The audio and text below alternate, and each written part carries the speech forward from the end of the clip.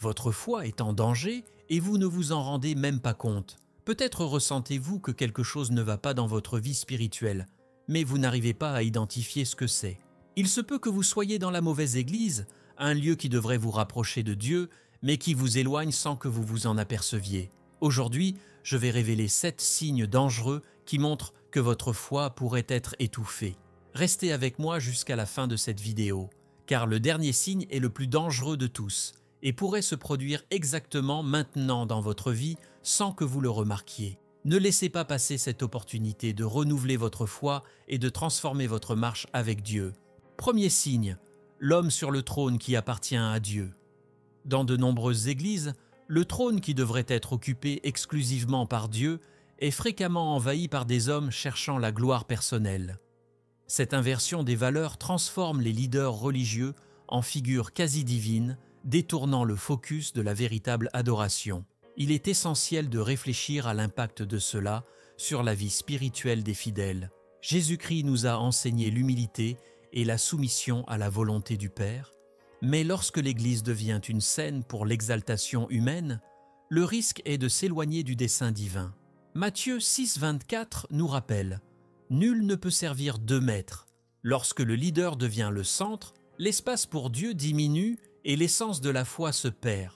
Il est courant que dans de tels environnements, les sermons tournent davantage autour de la prospérité financière, de la célébrité et du succès personnel que du message de salut et de sainteté. Cela se produit parce que des leaders égocentriques adaptent leurs paroles pour plaire au public plutôt que de confronter les âmes avec la vérité des Écritures. C'est comme mettre un vernis sur un bois fragile, donnant une apparence de force, tout en cachant le réel besoin de repentance. Dieu désire des cœurs contrits et brisés, comme nous le lisons dans Psaume 50 et 1,17, et non des foules applaudissant l'éclat d'un homme. Le danger grandit lorsque ces leaders sont vus comme des médiateurs entre Dieu et le peuple, remplaçant le rôle exclusif du Christ. Souvent, ces leaders promettent des miracles et des bénédictions uniquement par leur propre onction, facturant ces faveurs divines. Cette pratique est une offense directe à la suffisance de Jésus-Christ, qui s'est livré pour que nous ayons un accès libre au Père. Dans 1 Timothée 2,5, il est clair, il y a un seul Dieu et il n'y a qu'un seul médiateur entre Dieu et les hommes, Jésus-Christ homme.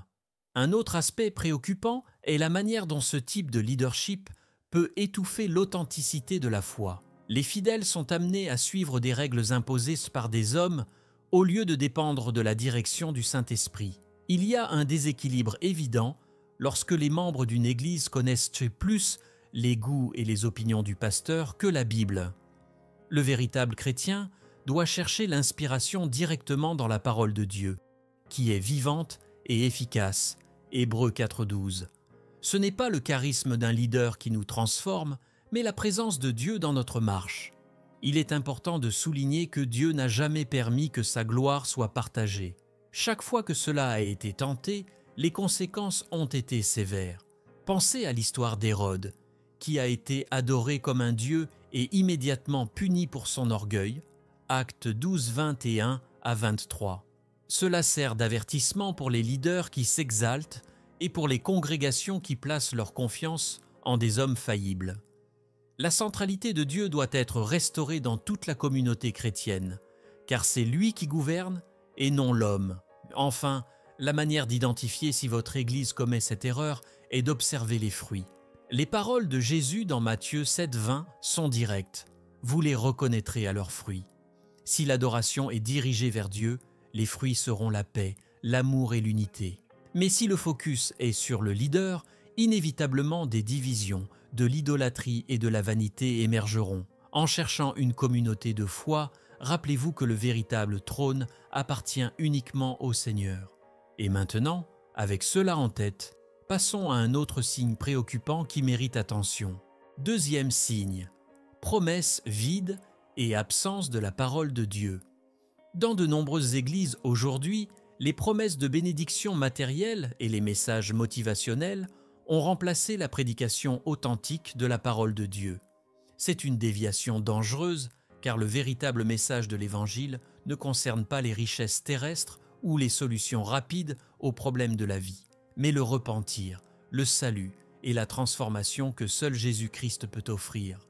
Dans 2 Timothée 4,3, nous sommes avertis, car un temps viendra où les gens n'accepteront plus la saine doctrine, mais ayant une démangeaison d'entendre, ils s'entoureront de docteurs selon leurs propres désirs. Cela signifie que beaucoup chercheront des leaders qui diront ce qu'ils veulent entendre, au lieu de la vérité dont ils ont besoin. Un exemple clair de cela sont les sermons qui évitent des thèmes comme le péché, le jugement et la croix.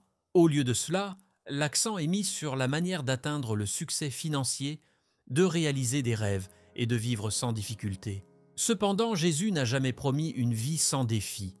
Au contraire, il nous a dit dans Jean 16,33 « Je vous ai dit ces choses, afin que vous ayez la paix en moi. Vous aurez des tribulations dans le monde, mais prenez courage, j'ai vaincu le monde. » La véritable prédication ne cache pas les difficultés, mais nous prépare à les affronter avec foi et persévérance.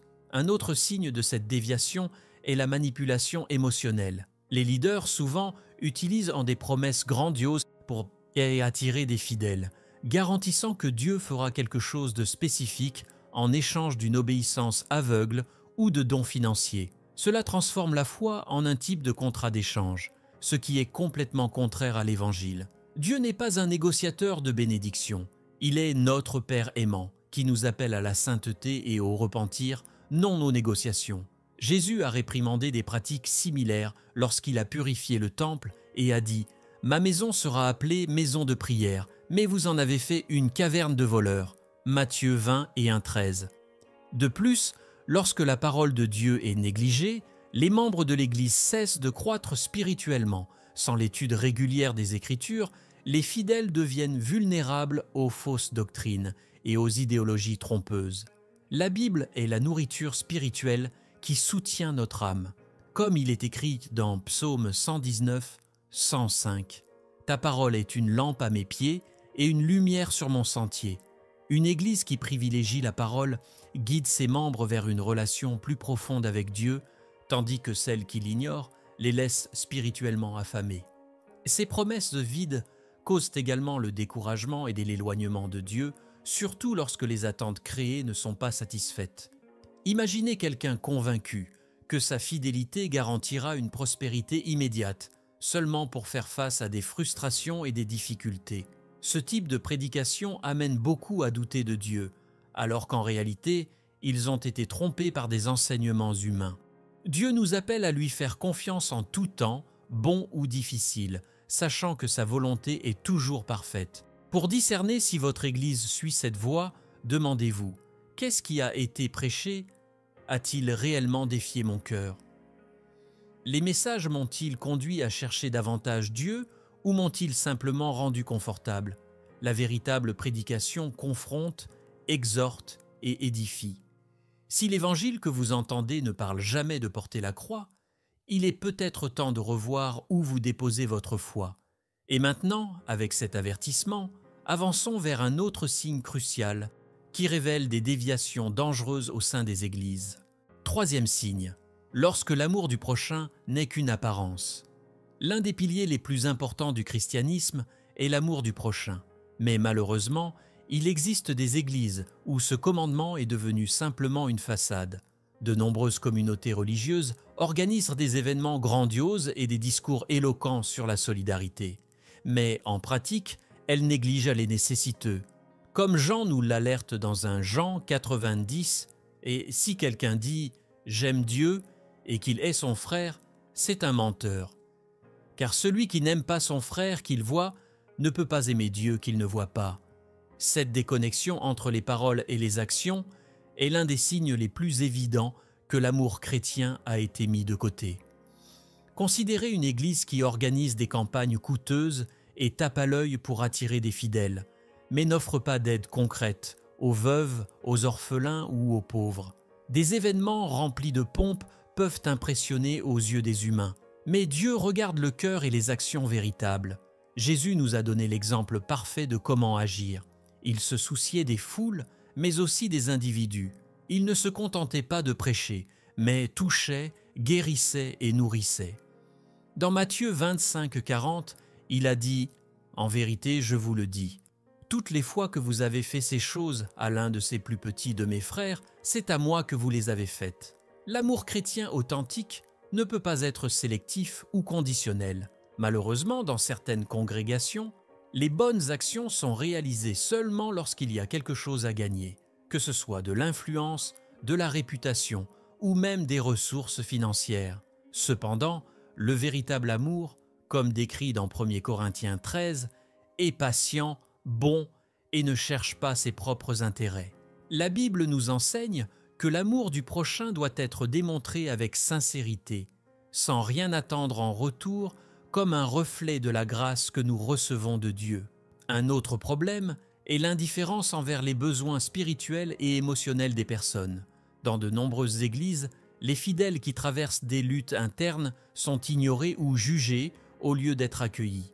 Ce comportement éloigne les gens de la foi et contredit l'exemple de Jésus, qui avait toujours compassion des perdus et des affligés. Dans Marc 6, 34, nous voyons que Jésus, en débarquant, vit une grande foule et eut compassion d'eux, car ils étaient comme des brebis n'ayant pas de berger.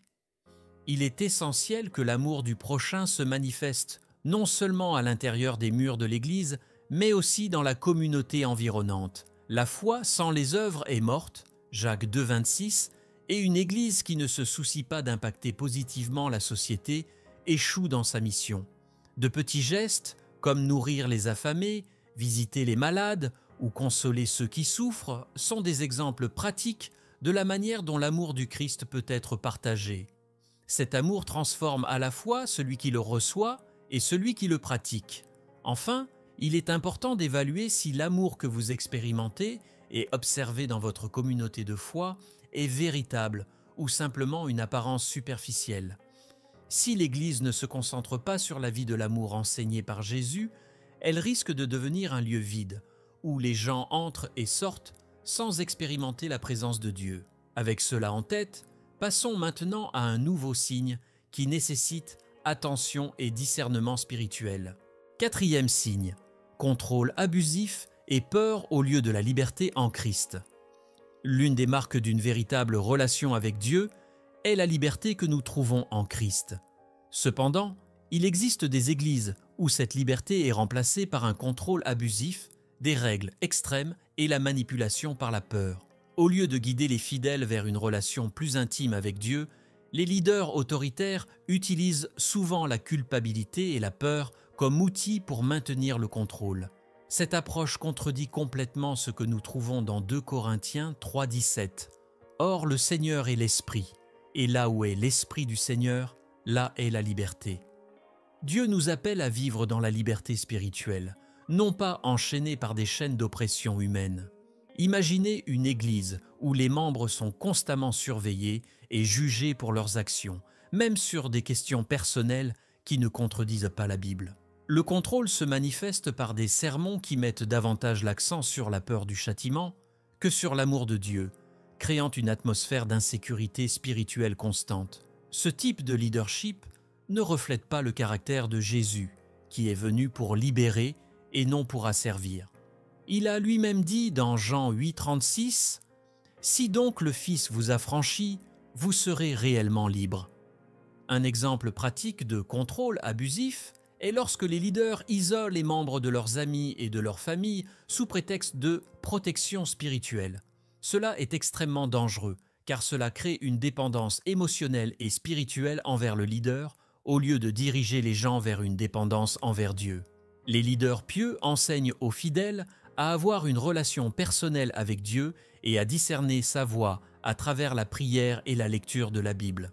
En revanche, les leaders abusifs mettent des barrières entre les personnes et Dieu, se positionnant comme des intermédiaires indispensables.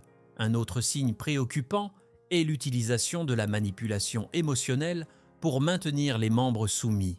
Des sermons remplis de culpabilité, des menaces de malédiction ou des promesses de malheur pour ceux qui quittent la congrégation sont courants dans les environnements contrôleurs. Cette approche est contraire à l'évangile de Jésus qui nous appelle au repentir par l'amour et non par la peur, comme il est écrit dans Romains 8,15 « Car vous n'avez pas reçu un esprit de servitude pour être de nouveau dans la crainte, mais vous avez reçu un esprit d'adoption, par lequel nous crions « Abba, Père ». La liberté en Christ ne signifie pas une vie sans limite, mais vivre dans les limites que Dieu a établies pour notre bien. Le véritable leadership spirituel guide les fidèles vers une relation saine avec Dieu, où il y a de l'espace pour la croissance, le questionnement et l'apprentissage. Les églises qui étouffent ces opportunités finissent par créer des suiveurs mécaniques au lieu de disciples passionnés. Jésus invitait toujours les gens à le suivre, mais ne forçait jamais personne. Son invitation était remplie de grâce et de vérité, comme nous le voyons dans Matthieu 11, 28, 30. « Venez à moi, vous tous qui êtes fatigués et chargés, et je vous donnerai du repos. Prenez mon joug sur vous et recevez mes instructions, car je suis doux et humble de cœur, et vous trouverez du repos pour vos âmes, car mon joug est facile et ma charge légère. » Pour reconnaître si votre Église commet cette erreur, réfléchissez. Sentez-vous que votre relation avec Dieu grandit ou que vous êtes enfermé dans un système qui ne laisse pas de place pour questionner ou respirer spirituellement? La véritable Église pointe vers la croix, non vers le contrôle humain. Maintenant que nous comprenons ce signe, explorons un autre aspect crucial qui peut être un avertissement dans notre marche de foi. 5e signe, superstition et pratique, sans base biblique. La foi chrétienne se fonde sur la parole de Dieu, qui est claire, suffisante et complète pour guider nos vies. Cependant, il existe des églises qui déviennent de ce principe et adoptent des pratiques superstitieuses ou des rituels mystiques qui n'ont aucune base dans les Écritures. C'est un signe préoccupant, car cela dénature l'Évangile et trompe les fidèles, les amenant à mettre leur confiance dans des objets, des rituels ou des promesses humaines, au lieu de se fier uniquement à Dieu. Dans Matthieu 15, 9, Jésus a averti « En vain vous m'adorez, ce n'est que des règles apprises des hommes. » Un exemple courant est la vente d'objets oints, comme des amulettes, des foulards ou d'autres articles promettant une protection divine ou des bénédictions spéciales. Ce type de pratique non seulement trompe les gens, mais banalise aussi la grâce de Dieu, traitant ces bénédictions comme des marchandises. Le salut et les bénédictions de Dieu sont gratuits et non quelque chose que l'on peut acheter. Dans Ésaïe 55, 1, Dieu nous invite « Venez, vous tous qui avez soif, venez aux eaux, et vous qui n'avez pas d'argent, venez, achetez et mangez. » De plus, beaucoup de ces pratiques créent une dépendance émotionnelle chez les fidèles, les faisant croire qu'ils ont besoin de quelque chose de tangible pour se connecter avec Dieu. Cela contredit complètement ce que la Bible enseigne. Jésus nous a donné un accès direct au Père par la prière, sans besoin d'intermédiaires ou d'objets spéciaux. Dans Jean 14, 13, 14, il nous encourage « Et tout ce que vous demanderez en mon nom, je le ferai, afin que le Père soit glorifié dans le Fils. Si vous demandez quelque chose en mon nom, je le ferai. » Un autre signe préoccupant est la promotion de rituels et de pratiques qui mélangent des croyances mystiques avec des éléments du christianisme. Certaines églises incorporent des habitudes qui n'ont pas de soutien biblique, comme des prières spécifiques pour obtenir des bénédictions matérielles ou des rituels de purification qui ressemblent davantage à des pratiques occultes. Ce type de syncrétisme détourne le focus de l'Évangile et peut ouvrir la porte à des confusions spirituelles. La parole de Dieu nous appelle à adorer en esprit et en vérité, Jean 4, 24, et non à dépendre de pratiques inventées par les hommes. Ces superstitions profitent souvent du désespoir et de la vulnérabilité des gens. Quelqu'un qui traverse des difficultés peut être amené à croire que la solution réside dans un acte symbolique ou dans une offre financière spécifique plutôt que de chercher Dieu dans une prière sincère et de faire confiance à sa providence. C'est un cycle dangereux qui blesse la foi et éloigne les chrétiens du véritable évangile. Dieu désire que nous venions à lui avec un cœur pur et confiant et non basé sur des rituels vides. Pour discerner si votre Église suit ce chemin erroné, demandez-vous, qu'est-ce qui est mis en avant dans les cultes et les enseignements? Les messages pointent-ils vers la suffisance de Jésus-Christ et l'autorité de la Bible ou vers des objets et des pratiques sans fondement biblique? Si vous sentez que votre foi est guidée davantage par des rituels que par la parole, Il est peut-être temps de revoir où vous investissez votre vie spirituelle. Et avec cela, passons à un signe suivant qui continue d'ouvrir les yeux des fidèles à la vérité de Dieu. 6e signe, division interne et lutte de pouvoir. L'Église, en tant que corps du Christ, a été créée pour être un lieu d'unité, d'amour et de coopération, mais malheureusement, de nombreuses congrégations font face à des divisions internes et des luttes de pouvoir. Cette situation va à l'encontre des enseignements bibliques qui nous exhortent à maintenir l'harmonie et l'union en Christ. Dans 1 Corinthiens 1:10, l'apôtre Paul implore « Je vous exhorte, frères, par le nom de notre Seigneur Jésus-Christ, à tenir tous la même pensée, à ne pas avoir de division parmi vous, mais à être parfaitement unis dans la même pensée et le même jugement. » Lorsque les églises se transforment en champs de bataille, c'est un signe clair que quelque chose ne va pas. Les divisions commencent souvent par de petits désaccords qui, lorsqu'ils ne sont pas résolus correctement, deviennent de grands conflits. Les leaders et les membres se disputent des positions d'autorité, et les commérages alimentent le ressentiment et la méfiance.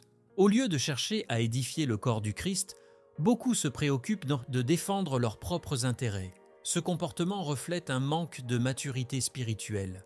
Jacques 3,16 nous avertit « Car là où il y a de l'envie et des désirs égoïstes, il y a du désordre et toutes sortes de choses mauvaises. » Un autre problème courant est la formation de groupes ou de clans au sein de l'Église, qui génère de l'exclusion et encourage la compétition. Lorsque cela se produit, l'Église cesse d'être un lieu d'accueil et commence à ressembler à un club social où le statut et l'influence ont plus de poids que la communion authentique. La Bible nous enseigne que tous les membres du corps du Christ ont de la valeur et un but, comme il est écrit dans 1 Corinthiens 12:25, afin qu'il n'y ait pas de division dans le corps, mais que les membres aient les mêmes soins les uns pour les autres. De plus, les luttes de pouvoir peuvent s'aliater à complètement détourner le focus de la mission principale de l'Église, qui est de prêcher l'Évangile et de faire des disciples. Lorsque les leaders sont plus préoccupés par le maintien de leur position ou par le gain d'influence, le message du salut passe au second plan. Cela nuit non seulement à la croissance spirituelle de la congrégation, mais éloigne également les nouveaux convertis qui cherchent un lieu de paix et de vérité. Jésus nous a donné l'exemple d'un leadership serviteur, lavant les pieds des disciples, Jean 13:14-15, et nous enseignant que celui qui veut être grand doit servir. Les effets de ces divisions vont au-delà des murs de l'Église. La communauté environnante, qui devrait être impactée par l'amour et l'unité des chrétiens, témoigne souvent de querelles et de scandales. Cela nuit au témoignage de l'Église et fait que le nom de Dieu est discrédité.